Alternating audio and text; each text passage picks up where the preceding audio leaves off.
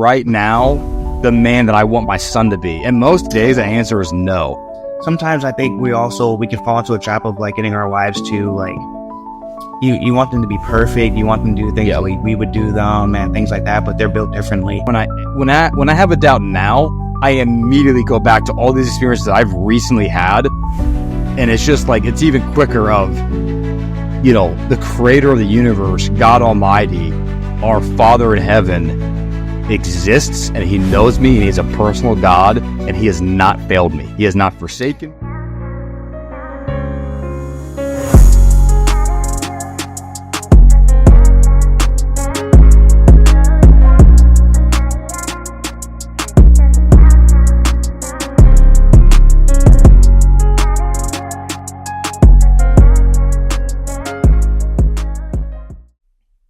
Hey, welcome to Forward Masters Podcast. My name is John Barrett, your host, and I'm back with a banger, 2024. I have an amazing guest, but before I tell you who he is and what he does, we have admin tasks to take care of. Please follow us on all the platforms at For the Masters Podcast. We got a producer now. We're adding to the subscriber count. Let's keep on glorifying God through podcasting.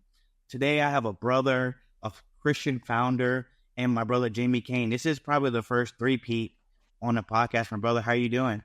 Good, dude. Is it a three-peat or a two-peat? I've only done on once.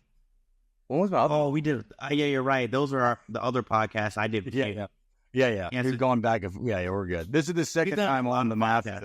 It's been a couple of years, dude, since I've been on your show. I'm fired up right now, bro. I'm excited to catch up with you. Not only just to, you know, for the podcast, but because obviously you're doing some pretty cool things in your life right now. But you're always doing cool things. And for everyone listening, I don't know if Jamie's the one who inspired me to get into podcasting so many years ago. And my first podcast was actually on his show, his early shows. And my brother, you know, it's come full circle. It's so surreal, and I'm excited to catch up with you. Yeah, dude. No, I actually forgot about that. I forgot that. Like, yeah, I remember now you coming to me and us talking about the idea. I remember we kind of hashed out your idea of the podcast together, you know, and yeah, you were killing it, obviously, dude. You're 10 times the host I'll ever be or ever was, and your mission is 10 times more important than any of the podcasts I had two former podcasts, and Jonathan's podcasts are by far more important than anything I was producing. That's for sure. Man, and you inspired me into podcasting, Jamie, and like, you know, you helped me with the name and you helped me pivot. And like, you know, when I first brought the idea of like, hey, let's have a podcast that glorifies God, you know, for the masses, you know, glorifying the kingdom, expanding the kingdom. You know, I know you're all about it, man. I'm excited to hear about the things that you're doing. There's been a lot of life changes in your life. You know, you're a Christian founder, you're a father, you're a husband. You're doing a lot of things in life that you're doing it well, Jamie. And, you know, you're one of my best friends. You know, you're one of my groomsmen in my wedding. You know, so let's catch up. How you been, bro? Let me say too, Jonathan, you're a homie for life, man. Like I've told this to Jonathan in private, but publicly, I need to say that there are very few people that it's funny because I just did another podcast with some people I'm really tight with, and I said this about one of the gentlemen that was on there, but I count you in this list as well, that there's very few people in this world that I respect as much as you, and I mean that 1,000%. I'm saying that in a public forum, but I want you to know, like, you know, even in private, you know, you are somebody that is in my, I mean, I can count on maybe two hands of people that I respect as much as I respect you. And I really, really mean that, man. And I've always loved your testimony. And as a disciple of Jesus Christ, I've always looked up to you. And as a man, I look up to you, man. And so I also say dude and man and bro a lot to your audience. I will sound 100% like a bro. I'll try not to. But I mean that 1,000%. So, but I appreciate you having me on. I'm excited to talk about everything that's going on and you know, have a edifying conversation that's hopefully filled with the Spirit. Yeah, absolutely, man. And that means the world to me, Jamie. And like I said, like we've been locked in for a few years now since college. I know. I remember I saw you last year. That was like our 10-year anniversary as friends. You know, and we stayed locked in.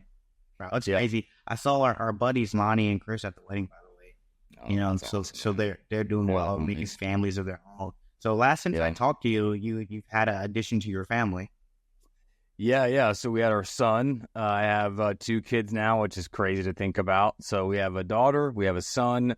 And we'll see if the family expands after that, But For sure. it's crazy because being a I'm 31 now, which is even crazier to say out loud. But being I feel like we had our daughter when I was still in my 20s, and I got married when I was 26, right? So starting a family, I think younger by today's standards, is an interesting journey, man. But having my daughter, it's like your first kid. It's I don't know how to explain it. I'm literally lost for words, which doesn't happen a lot for me. But it's a life-changing experience, and everyone talks about how when you hold your child for the first time, you'll have never felt love like that before, and it's 1,000% true.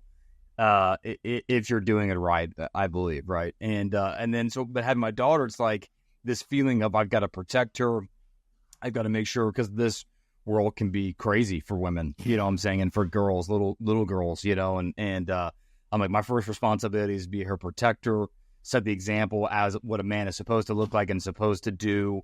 Set the example of a husband, right? Like, if I can live up to what I would want my daughter to find in a husband, which I fall short of every single day. Those are things that, come to mind among many things. But then you have your son, and you're like, of course, they still have that protection, still got to make sure, but it's more about, setting the example for him to be. Like, am I right now the man that I want my son to be? And most days the answer is no. And maybe I'm being a little too hard on myself. You know what I'm saying? That my wife always says that, but I genuinely feel that. You know what I'm saying? And I'm like, I've got to set the example, because here's this little boy that is going to set the example of what manhood looks like by me, right? And that goes into, what Paul says, emulate me because I emulate Christ, right? Yeah. That's something I think about a lot is, man, I can't say what Paul said. I fall short every single day of Christ, right? But my hope is that my son will look up to me one day and say, like, Dad did pretty good, man. I don't feel like I'm there yet. But anyways, you didn't ask me about any of that, but just experiencing having a son now it's just a different experience, No, and Jamie, and I do think you're hard on yourself, but I understand the standard. We're trying to be more Christ-like, and like you said, like your son is going to see you a Christian, a follower of Christ who's like growing to be Christ-like every day. And as long as you're focused on that, keep your mind on things above. Like, man, you're doing it. And like I said, I've known you forever now, so that's crazy. Your son has a good dad. Yeah, I appreciate that, man. And being fruitful and multiply, you and Ashley. Right. All the good things. I talk about that differently now because I'm a married man now. Yeah, and my wife, she's incredible. She supports me in a lot of different ways, and like the feeling I actually got more anxious. Oh, yeah, I got for sure, because of the whole responsibility, provider, protector aspect of it. Yeah, I feel like if you're doing it right, you should have this like righteous anxiety, because you should feel like, look, the pressure is on me to provide. The pressure is on me to make sure that we have a roof over it. Because for us, especially, man, it's my wife's a stay-at-home mom. That was a decision that we made when we got married, that when we had children, she would, and she wanted to. Like, this wasn't something I said, hey, this was a conversation that we had as husband and wife. How do we want to do this? And she felt very strongly, which I was happy about because I felt strongly about this, that she wanted to stay at home with our kids and raise our kids, which I'm incredibly grateful for, right?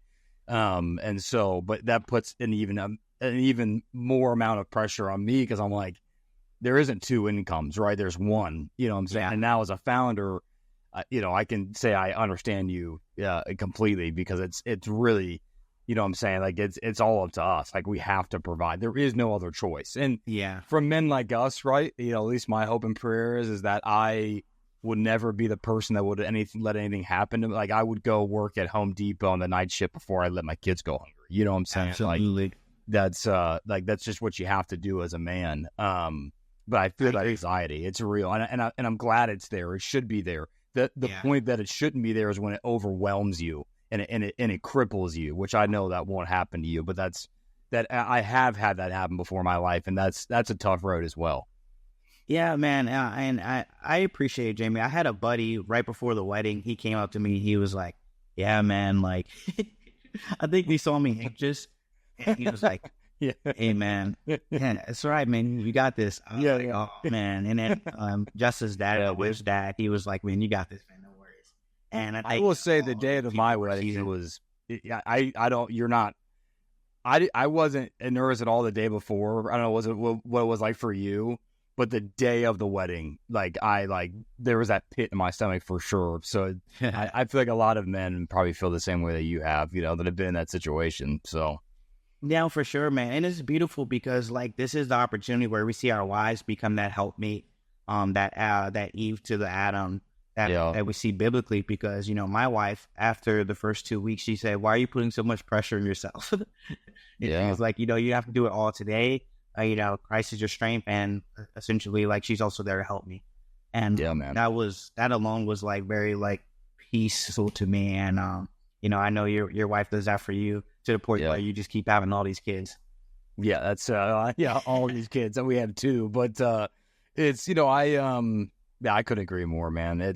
She's been actually my wife has been a tremendous blessing to me through all my imperfections and my shortcomings, and but in my career as well, because I've been a traditionally pretty ambitious person, and entrepreneurship and founding is something that I've always chased.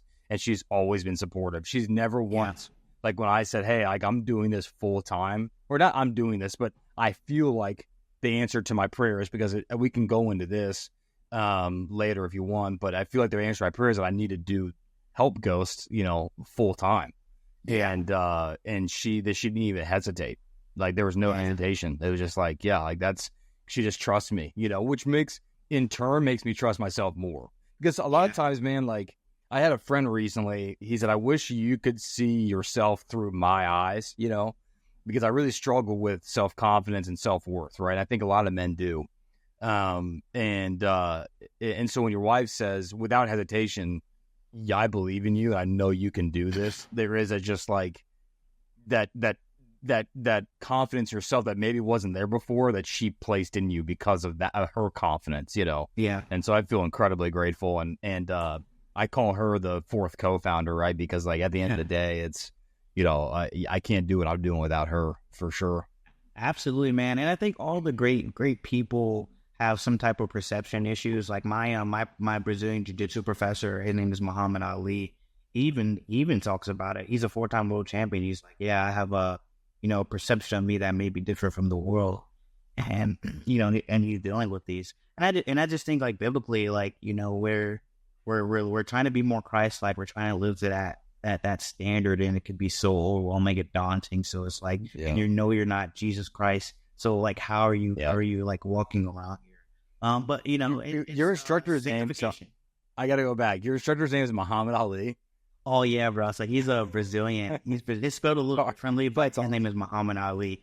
Yeah, that's so cool. I have a portrait of Muhammad Ali right here, like right next to my desk. So, bro, what's crazy? I'm not sure if I can. It's not in there. You go. Apartment. There you go. That's so real. Yeah, he's a super incredible guy. You got to meet him when you come down here, bro. Yeah, that's cool, man. But no, like you said, sanctification. That's shoot, dude. That process is one that we can't get along without. There's so many people that don't ever enter into that process or don't believe in that process. I made a post the other day about trying to understand God's voice in your life, and right, you're the voice of the Lord, or the will of the Lord, right? And I ran across this post by I can't remember the guy's name.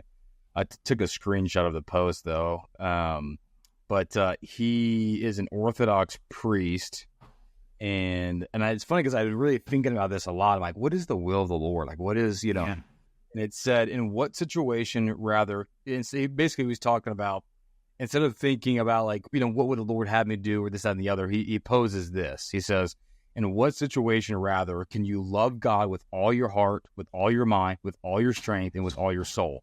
Seek after that, fulfill that. This is God's will. Mm-hmm.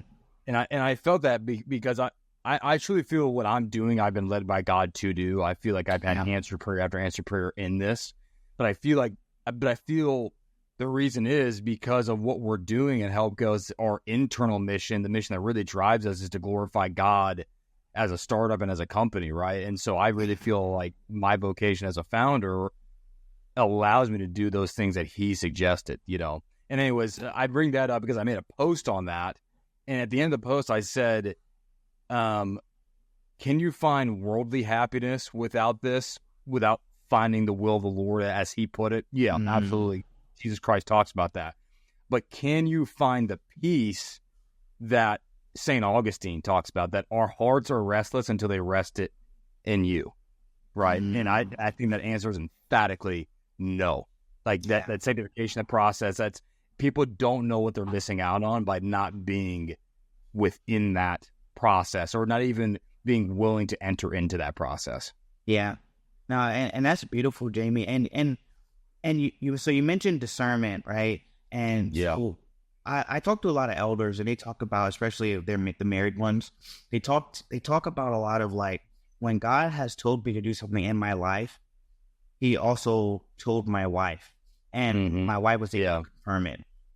Yeah, it became so evident, man. And they're always like, yeah, man, I had this dream, or I had someone told me this, and I brought it to my wife, and she's like, hey, I had a dream about this too. Or, you know, in some way, shape, or form, your wife, you kind of confirms it, man. And that's beautiful, because I don't know, women are so sensitive to the spirit, and it's so beautiful, because sometimes I think we can fall into a trap of like getting our wives to like, you want them to be perfect, you want them to do things like we would do them and things like that, but they're built differently. You know, and but God knows how to do it, and it's at the right time, man. It's so surreal. And so moving forward, Jamie, to give everyone background, like, Jamie, you were working at a company, you decided like, hey, like, God's calling you to do something else. What was that first day like of like, hey, I think God's calling me to do something else? So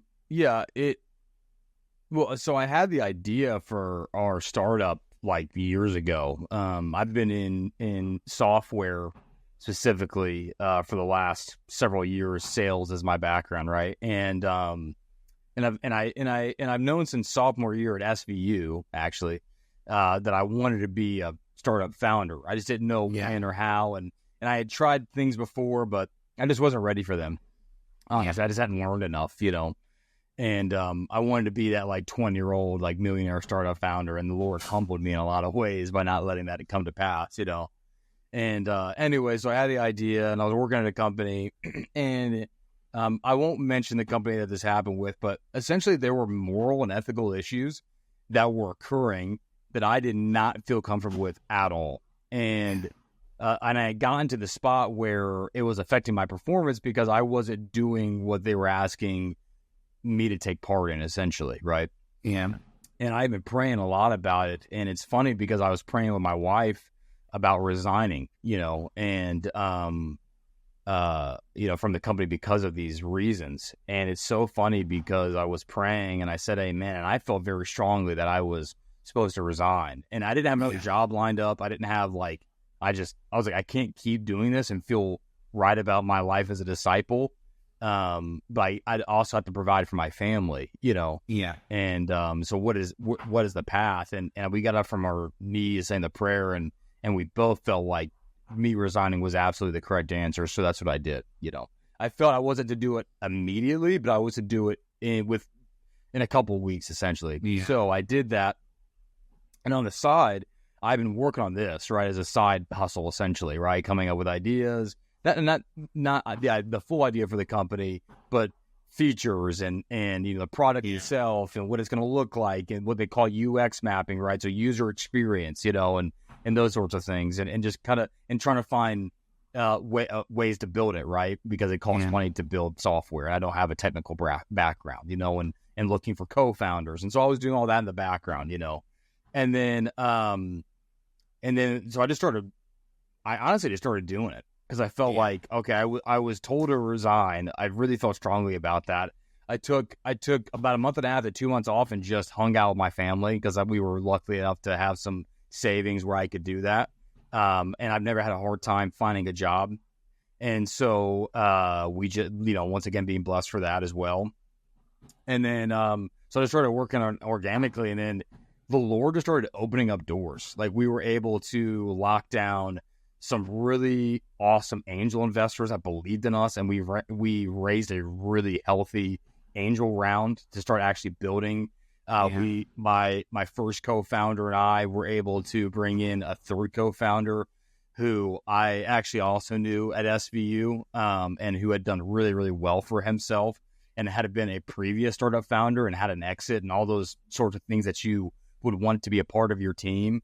And he joined on where he was originally an advisor. The idea was evolved enough and we were getting enough traction, and he had just had his exit, so he felt like now was the time to jump on with us. And we found a really good development partner, and we're able to negotiate really good terms with them. And and everything, just like I said, the doors just started opening. And to me, I'm a firm believer in if the doors are opening and it lines up with, if nothing's in contradiction to your discipleship or the gospel, the scriptures say that the Lord, or God, is the author of all things good, that all things good come from him. So I could not deny that this was this was by the hand of God, the providence of God, right? Yeah. And so I can talk about it later, but there were other things that really made it concrete that this is what I was supposed to be doing. So, man, that's incredible. And so, like, Jamie, can you take the time to tell everyone like what Help Ghost is, and I won't get too much into it, right? Because we're a newer company, but essentially what we're doing is we're designing a Help Ghost, an artificial intelligence platform that is designed to take tech and software companies' customer service to an all new level, right? Yeah, there's a lot that goes into that, and it doesn't sound that novel by me just giving you the 30,000 foot view. But what we're doing is very, very, very new to the marketplace. We only know of a handful of people that are doing what we're doing. We'll be able to talk more of it when we do our official launch, and that'll be coming up here soon. But we do have several customers that are at a partner with us. Our first customers to try this thing out, and so we're really, really proud of that. But yeah, it's really, at the end of the day, it's an artificial intelligence platform, at its core. That's awesome. So, hey, I'm excited for you, Jamie. Like I said, I've seen God develop you throughout like the course of like the last decade or so to get you prepared for this moment. It's so surreal because we 10 years ago we were talking about things like this, and I think me and you contemplated starting some stuff on our own. We talked about several things, dude. I think we even bought a domain. I think we bought a domain to do something together. We did. Couple years ago was one of the things that we talked about doing. Yeah, that it's funny because that domain, they just asked me if I wanted to renew, and I was like, probably not. We got other things going on, but it's funny because you and I had talked about things a couple of different times, and either it just didn't work out or we got busy. I remember one time you feeling very strongly through prayer that we weren't supposed to partner on something, and so we didn't. And look where it's led both of us, right? Like that was clearly the right answer, But our friendship has always remained. For sure, man, and that's way more important. And 100%. Amy, so like you have founders, you have like partners. How do you feel like God kind of like? How did you feel comfortable with getting partners? Especially as you're growing in your faith, you're leading your family. What made you comfortable to like partner with? Well, there's two things, right? Number one is your co-founders, right? The first members of your team can absolutely make or break a company, right? And that's not an original statement by me. I listen to a lot of founders and a lot of entrepreneurs and podcasts and YouTube videos, right? I'm a student of the game because I love it, and they all say that, right? They all say like your co-founders are the most crucial decision you can make in the beginning of your business, if you have any at all. Some people recommend not even having co-founders, and just finding people to hire and contract with. For me, I've always felt that it's essential at least for me as a startup founder, to surround myself with individuals that have talents that I do not have, right? And while we may be in agreement on the mission, we think about things differently, so we can come together and challenge one another respectfully, and then make those decisions together and move forward, right? So that's what I did. I looked for people that had experience that I didn't have, that had skill sets that I didn't have, but also that had good ethical and moral grounds, And luckily, both of those people believe in Jesus Christ. You know what I'm saying? So that, like, obviously those things helped a ton with that decision, you know. And then I also knew them previously. You know, I knew both co-founders. I met one co-founder, like 12 years ago in college. And then I met another one 10 years ago on a church mission, you know. And so I feel like the Lord put these people in my path for a reason. And the decision wasn't difficult because I knew pretty quickly who I wanted on the team. I think the harder part is when you don't know people, or you've been introduced to people and you don't know who they are. You haven't seen them in personal settings. You haven't seen them in life.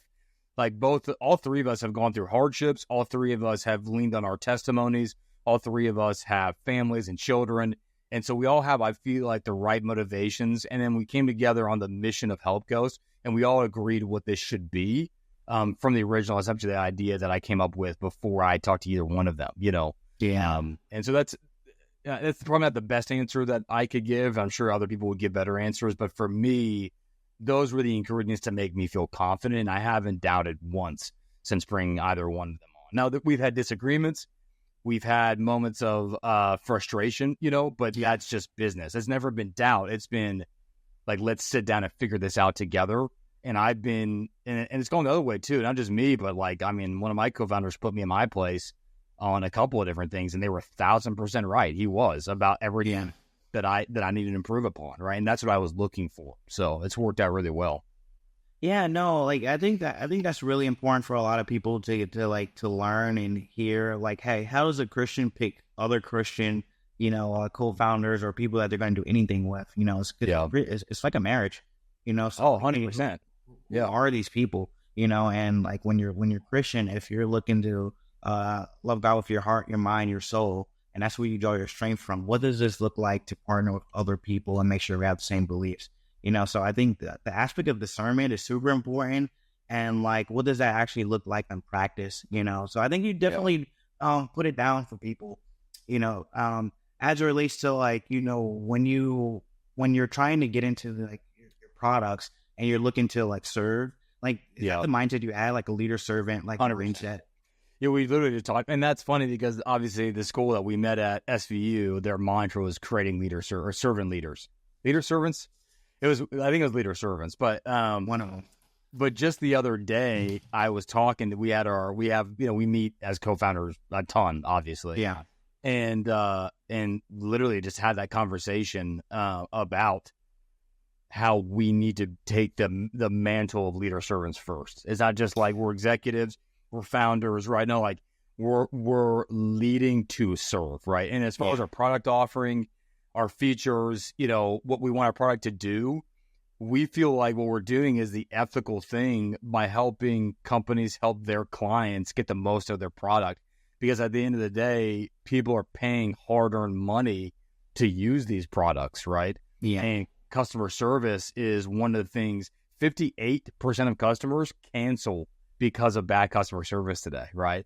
And in my opinion, I think it's bad stewardship, right? We talk about stewards in the gospel a lot.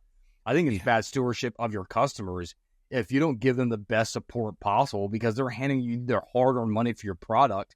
And if they're having issues with it, right, it's your responsibility, your stewardship to resolve that issue, right? And so I feel very strongly that our product offering absolutely is there to serve, as help our clients serve their clients, you know? Yeah. And that's beautiful. It's crazy because like all the podcasts that I do and all the interviews and the Christians that I talk to for like discipleship, it always goes back to being a servant, you know? And like the most beautiful thing I could think about is, you know, we did a foot washing ceremony at our wedding and, you know, just like, hey, how can I serve my wife? You know, and even when you describe yourself and you were talking about your family, you know, you put your family first. I don't know if you noticed that you were doing that, but like, when you were talking about what you're doing and things like that, you always put your family first and like, you know, just take on that servant mindset. And it's beautiful to see it and beautiful to see it cultivate, you know, because it's not something that like we naturally do. We want to self-preserve. We want to take care of ourselves. But like, yeah, that's cool that your whole company is looking to serve, man. And so your co-founders, they took on the same mindset and you guys are having a company of like for Christ, man. That's beautiful. And so, like, Yeah. moving forward, how are you gonna like make sure that you guys scale and grow while also keeping that servant mindset? Yeah, I want to talk about the specifics of our scaling plan, right? Because it goes into a lot of the proprietary stuff, right? But as far as scaling alongside the gospel, me and one of my co-founders just the other day were talking about the scripture where Christ says, to yoke with him, right? My burden is easy, my yoke is light, or my burden is light, my yoke is easy, right? I keep switching things up, but we were literally just talking about that, how we believe in every step of the business, in every stage of the business. We're very, very early on now, and as we grow, we're yoked to Christ now, and we'll be yoked to Christ then. I don't know what that looks like at every step of the way, but what I do know is that we have our North Star, which is to glorify God. We have our value system, which is the Christian value system, set forth by Christ in Matthew 5 and the Beatitudes, right? And obviously throughout his entire life, but I really love Matthew 5 and the Sermon on the Mount, And so for us, every step of the way has to be in line with glorifying God and living out the Christian lifestyle in a corporate setting. And it's one of those things that's really important to us because we've seen firsthand when businesses don't do that don't live by the values. And I'm not saying that non-Christian founders by default are bad people. That's not what I'm saying at all. But what I am saying is that whether they're Christian or not, right, and they're leading a business, when they don't live by ethical and moral principles or by their Christian values, it clearly shows in their business by people getting taken advantage of, people getting laid off a week before Christmas, right? Like, it's just things like, being bad stewards of their employees and not taking care of their people. And the culture permeates this air of, man, something's just not right here. They're just off base on this. And I've been a part of companies where the founders weren't Christian, at least not that I knew of, and the culture was fantastic, and I loved working for them. And I knew every day that I was doing the moral and the ethical thing by working for that company. And I've been a part of companies where I know for a fact they were, affiliated with Christianity in some way or another, but the culture was clearly off, And so that really matters because we've lived that experience. And I know I'm going to fail. I know that I'm going to screw up. But like the Jesus prayer says, "Oh Lord, Jesus Christ, Son of God, have mercy on me, a sinner," right? If I can say that every day, a million times a day as a founder and keep that in my head, like I am a sinner, I'm going to mess up. But luckily I'm yoked to literally the Savior of the world to fix me, to make me whole so that I can do the right things by our business and the people that will eventually hire and serve and be our clients. I feel really confident about scaling with that mentality. Yeah. No, I think that's beautiful. And I don't know why this came to me as soon as you said that, like you're going to fail. I immediately thought to Job. And I just finished Job a few days ago. And he was like, naked I came, naked I go, and his friends are coming around and his friends are like saying like, hey, why are you defending God like this? And he, it's basically chapters go by of him defending God towards the end, where he gets everything back. And he's like, they're like, essentially like, he's like, God gave me everything back, right? And more, and in greater abundance. And he's like, he still says a prayer for his friends so that they won't come to any like condemnation after like, just talking so harshly about God. And I don't know, it just came to mind, man. And I think it's beautiful. So my overarching question for you, Jamie, is how has your faith grown throughout this time? Oh, tremendously, man. It's, it's funny, man, because I've had so many like clear moments and for large sections of my life, I feel like I know that God was there, but there were moments of silence. Like we all know that sometimes God, he's present, but he does hold his hand like he did with Job, or he doesn't give us the revelation or the spirit or that whisper that we're hoping for, right? The whisper of the Spirit, right? Sometimes we're told to walk on our own Gethsemanes and be alone, right? As Christ was alone. And I've had points in those life, but I've obviously doubted. but have repented for that. And because it's funny, because when those moments of doubt always come, it's always followed by, how ridiculous is this to doubt? Yeah. But throughout this process, the Lord has not been silent, and I've had moments of, clearly him, I won't go into it because they're very personal. Maybe I'll tell one, but it's just moments of, I'm here, I've got you. Yeah. Do not doubt, but be believing, and praying about the business. I'll tell this story. I was trying to find another job after I had been, essentially unemployed because I resigned from my job for a couple of months, And I'm like, okay, I'm gonna start. I know I got to work on Help Goes, but I got to be able to provide for my family, yada yada, right? And so I just started applying for jobs, and I applied for a ton of them and didn't get a single interview, which has never happened in my professional career because I've always performed, and done well in my profession, And I started getting really anxious and frustrated, and obviously praying a lot. And I remember my wife and I were praying one night before we went to bed, and I just said, Father, like, if it is in your will, open that door soon, because I don't know what else to do, And my wife, it's funny because what you talked about, your wife receiving the witness for you. My wife is very close to Spirit and has moments felt very strongly about promptings and impressions and been right like every time, And we got up and she said, I know something's coming. Like I know something's coming down the road. Yeah. And about a week or so later, I'm having a lunch with a venture capitalist, right? For those that aren't in the startup world, these are people that you can raise funds for to scale your business, right? If you're in the right, place for your business to be able to accomplish that, right? And I made a really good relationship with this associate at a VC, and we were sitting having lunch, and he asked me if I was still full time in Help Ghost, and I laughed. And I said, "Well, not on purpose, like I didn't choose to be full time in this, And he said to me, he's like, we don't ever invest in businesses that don't have at least one full-time founder. And he knew how much we had raised in Angel and was very impressed by that, and that's a vanity metric. It doesn't really mean all that much, right? To us, it means the world because someone took a shot on us. But in all the grand scheme of things, it doesn't matter how much you raise if your business flops, if you don't produce revenue, Yeah. And anyways, but and he said, I know what you raised. He's like, I would be surprised if you went to your angels and said, hey, I need to do this full time. Can I take a portion of this to support myself and my family?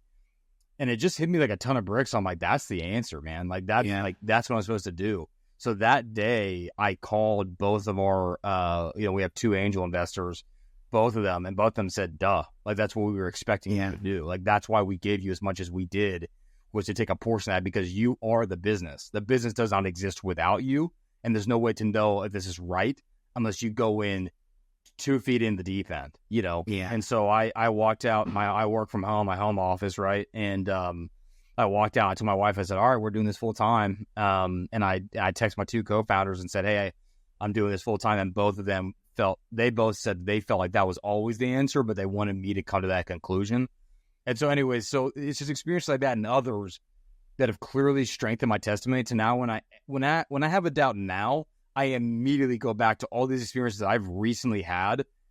And it's just like, it's even quicker of, the creator of the universe, God Almighty, our Father in heaven exists, and he knows me, and he's a personal God, and he has not failed me. He has not forsaken me. He is always there. Right.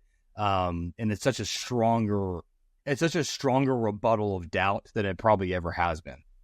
Yeah. Sorry, that was a long answer. But people are set free by your testimony, and obviously the test in their testimony makes your testimony even stronger. And I got chills from that, Jamie. And obviously, I was there with you during this time, so I have a different perspective on it. But like, we were talking quite a bit now, man. Yeah, it's so crazy, man. And it's crazy because as we get older, like even in my life, with the passing of my mom and like all these different things, and like my faith in God has felt stronger, of like as it relates to like if I'm going to feel like if there's doubt or anything like that, and it's crazy through trials and tribulations. I just say this too, because I know I said this before, but I want to say it again publicly. I never met your mother. Yeah, I know that she was a godly woman and a great woman because she raised you, man. So, I mean that wholeheartedly, man. So, God bless your mother. So, yeah. Thank you, Jamie. Yeah, I mean, 100%, man. And it's just like God really uses these situations to make us stronger.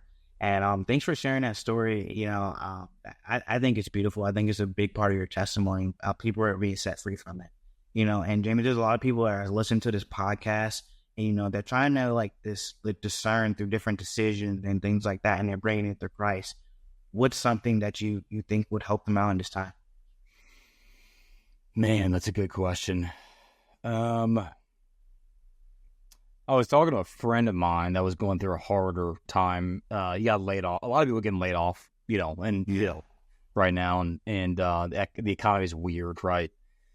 And so he got laid off. He's got kids and stuff, and we're pretty tight. And we were just talking about life and the Lord and Lord's will, and trying to understand that.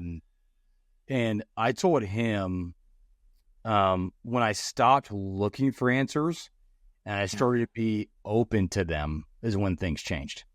Because I was looking for these specific things. I wanted to hear this. I wanted to know this. I wanted it to be my will. I thought that I knew better. So I started looking for signs and wonders, exactly what Paul warns us against.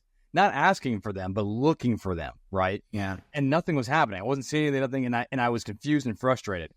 And when I stopped and said, I'm not going to look for them, I'm just going to be open for them when they present themselves, that's when clearly the Lord started to speak to me.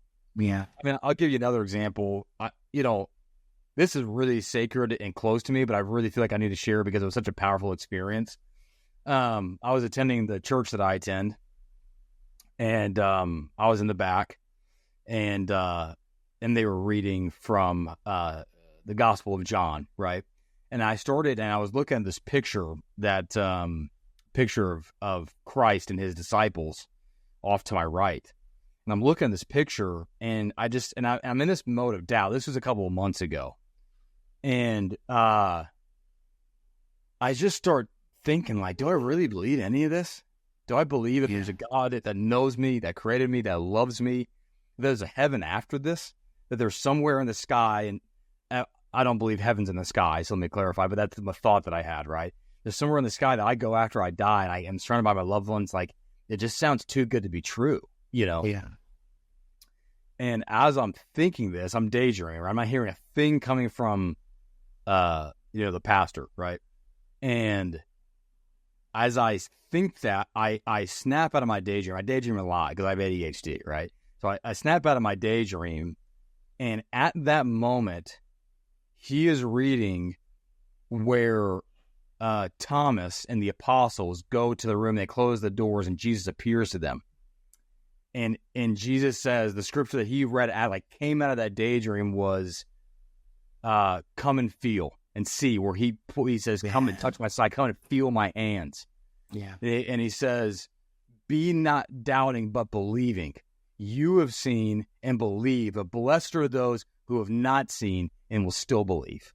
Right? I'm talking milliseconds after I just had this thought and I come to this. And it was the Lord speaking to me, Jamie, stop doubting. Jamie, you have not seen, but I bless you because you choose to believe in me. You see the evidence around you, because people say there's no proof for God, and that's technically correct. But there is evidence for God everywhere, right? And it was a loving chastising, and saying, stop doubting, but be believing. And I wasn't looking for that.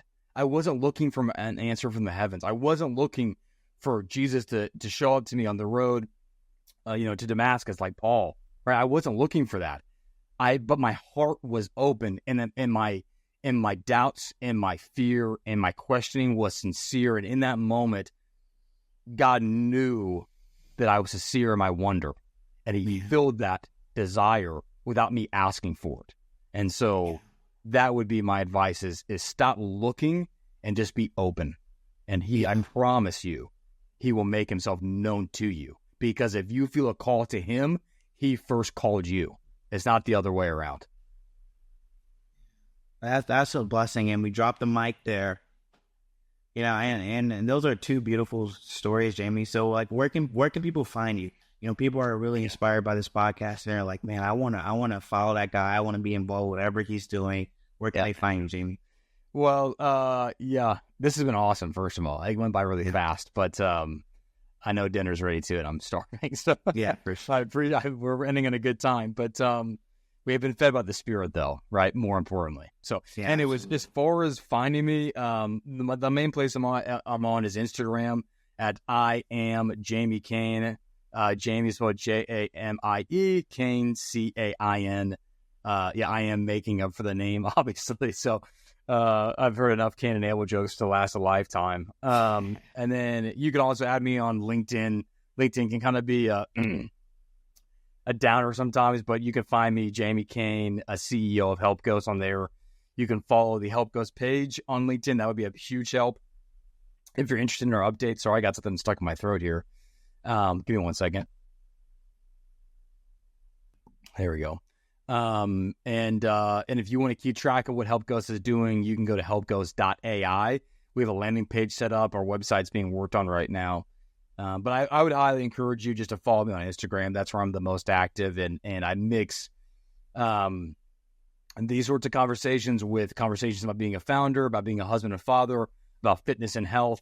That's the place that I'm the most active and trying to connect with the most people. So, absolutely, my brother. I mean, Jamie, I love you, and I'm so grateful we got to catch up.